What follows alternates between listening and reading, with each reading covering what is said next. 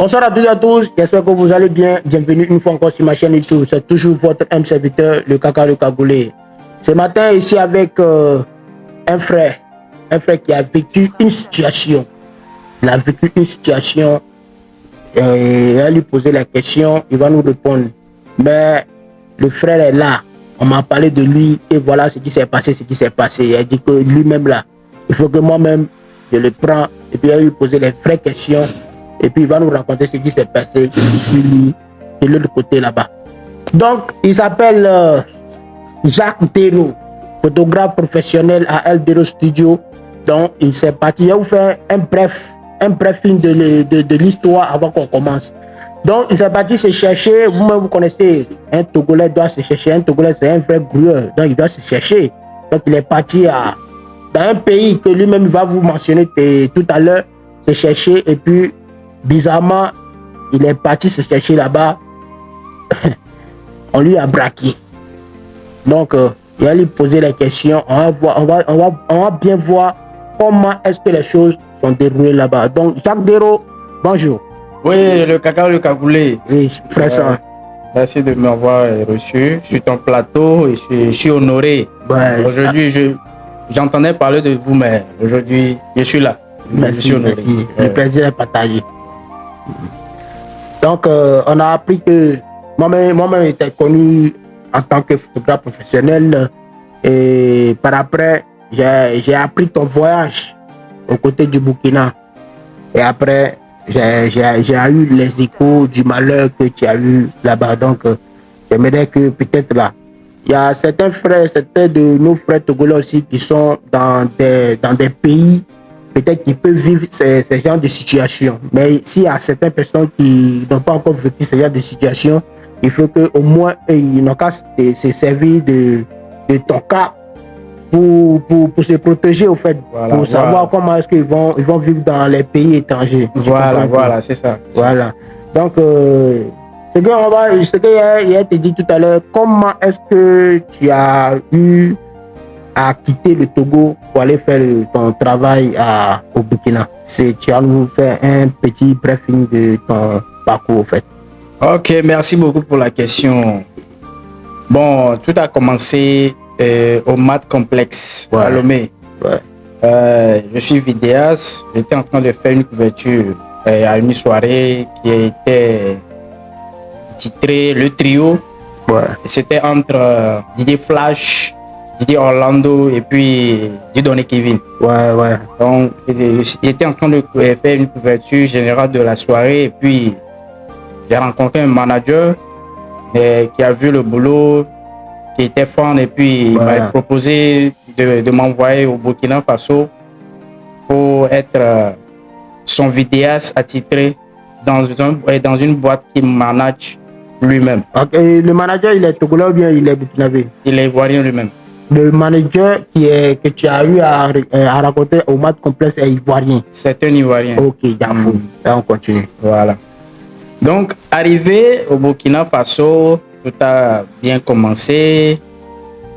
Bon, comme d'habitude, on était joyeux. Nous-mêmes, on regardait les vidéos. Tu as fait la vidéo pour Emile Le Chanceux, le meilleur rappeur du Burkina, là, Hugo Boss. Hugo Boss, tout ça là. On a eu à voir les vidéos sur TikTok et puis Facebook. C'est ça. Bon, et tout allait bien jusqu'à ce qu'un jour, je revenais du boulot aux environs de 4h50, c'est-à-dire des 5 heures moins. Et puis, j'étais à voiture, je me suis descendu au bord de la route, donc j'ai pris un vent qui allait vers ma maison et il n'y a personne sur la route. Bon, aux environs de 4h du matin. Aux environs de 4h du matin. Ok. Donc, en allant, bon, j'ai dépassé deux jeunes hommes qui causaient. Ils sont à pied? Non, ils sont en moto. Ok. Oui, une moto sans plaque. D'accord. Donc, bon, je me suis dit que c'est normal. Quelqu'un se tient quelque part et puis il cause avec son ami. Je les ai dépassés. Donc, environ 300 mètres, j'ai senti quelque chose derrière moi et puis et en même temps, ils m'ont serré. immédiatement, pas moins de 5 secondes, celui qui était au guidon était descendu en même temps avec un pistolet sur ma tête. Plaqué sur ma tête. Le second était sur la moto en train de surveiller l'alentour. Ouais. Donc, ils m'ont demandé premièrement, où est ta pièce? Je me suis dit que bon, comment ça? C'est vous qui devez me demander mes pièces? Donc tu pensais que c'était les policiers? Voilà. Et puis, au même moment, ils disent... Non, ils n'ont rien dit même. Ils ont commencé à enlever mes sacs. Ils ont commencé à détacher mes sacoches. Ils ont pris les caméras, mon téléphone, Ouais. tous mes matériels de travail. Ouais. Ils ont tout pris. En voulant leur expliquer que c'est quelque chose que j'utilise pour travailler, il y a le second qui est venu avec un couteau Et et il a placé le couteau sur ma côte. c'est là-bas même tu as su que tu étais en mode braquage. Voilà, voilà, c'est là ça a commencé. C'est-à-dire que je sens que Ta vie est en danger. je vous assure. Et puis le second disait, si tu ne coopères pas, va t'enlever ta tête. Hein? Voilà. C'est-à-dire que je suis parti me chercher. Et si là-bas, à cause de mes propres matériels, Ouais. si je ne coopère pas, je perds ma vie. Là, c'est grave. C'est grave. Donc, ne pas vouloir être blessé Ouais. ou perdre sa vie à cause de ça, Tu je as me suis pensé, laissé. tu as pensé à la famille, à J'ai l'homme. pensé à mes petites soeurs, ma famille, j'ai pensé à ma maman. Ouais, Je me suis dit non, ça peut pas aller. ils peuvent prendre les trucs. Il faut que moi-même je sois sain et sauve pour rentrer chez moi. Ouais. Il faut que ma maman, je tiens beaucoup à ma maman, elle aussi, elle tient beaucoup à moi. Donc, je ne dois pas perdre ma vie à cause de ces trucs-là. Donc, je rends grâce, ils ne m'ont pas blessé. Et puis, parce que j'ai tout libéré en même temps. Ils ont pour ne tout pas. pris. Ils ont tout pris. Même mes pièces. Donc, même tes cartes d'identité. Ils ont tout pris. Même la clé de ma porte, j'étais en train de la réclamer. Ouais. Je vous assure. Il y a un qui a pris un brick. Il va me poser ça sur la tête. Hey! Donc, ils sont justement deux. 2 seulement. Mais c'est le pistolet. Et tu as eu peur. Il faut avoir peur. Ouais. Il y a des gens qui me disaient, est-ce que le pistolet, il y a balle dedans? Est-ce que toi-même là, tu as déjà vécu ça une fois dans ta vie? On se dit, c'est ta première fois de vivre ce genre de truc. Je n'ai jamais vécu ça dans ma vie. C'est la première fois. La première fois. Et Même dans mon pays, je n'ai jamais vécu ça. Tu n'as jamais vécu ça au Togo, mais tu es parti te chercher dans un autre pays. Et puis voilà ce qui est s'est arrivé. passé. Ouais. Jusqu'à maintenant, là, comment tu te sens? Je vous assure, je sais pas comment expliquer ça, mais il n'y a pas un mot juste pour pouvoir expliquer ce que j'ai vécu. Ça, ce que je ressens actuellement, même actuellement, ce que je ressens, c'est comme si c'est dur. Ouais. C'est comme s'il faut que la scène se repasse et je cherche une moyen pour que je cherche un moyen de défense. Ok. Maintenant, tout ça là, quand tu as vécu tout ça là, le manager qui t'a envoyé là-bas, il a été au courant? Oui, le lendemain, en même temps, comme j'ai eu accès à mon WhatsApp parce que c'était installé sur mon ordinateur, je l'ai contacté en même temps le lendemain. Non, l'ordinateur n'était pas avec toi, l'ordinateur était à la maison. L'ordinateur était à la maison. Maintenant, comme ils ont pris ta clé là, tu es venu casser la porte ou bien Oui, comment tu as fait? oui, j'ai cassé la porte. Oui, c'est ça. Ok, maintenant tu as eu accès à ton ordinateur pour contacter le manager. Voilà. Tu lui as raconté l'histoire. Il a rencontré Comment il a l'histoire. pris l'histoire.